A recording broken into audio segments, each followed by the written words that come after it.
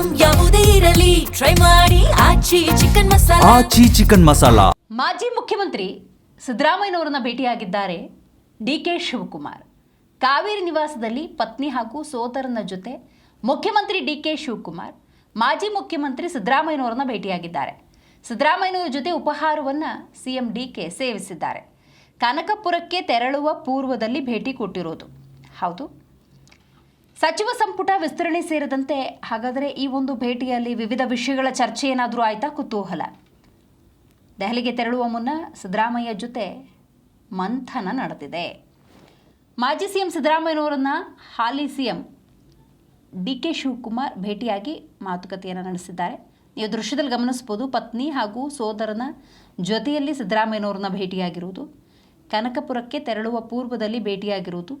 ಸಚಿವ ಸಂಪುಟ ವಿಸ್ತರಣೆ ಬಹಳ ಕುತೂಹಲವನ್ನು ಹೆಚ್ಚು ಮಾಡಿದೆ.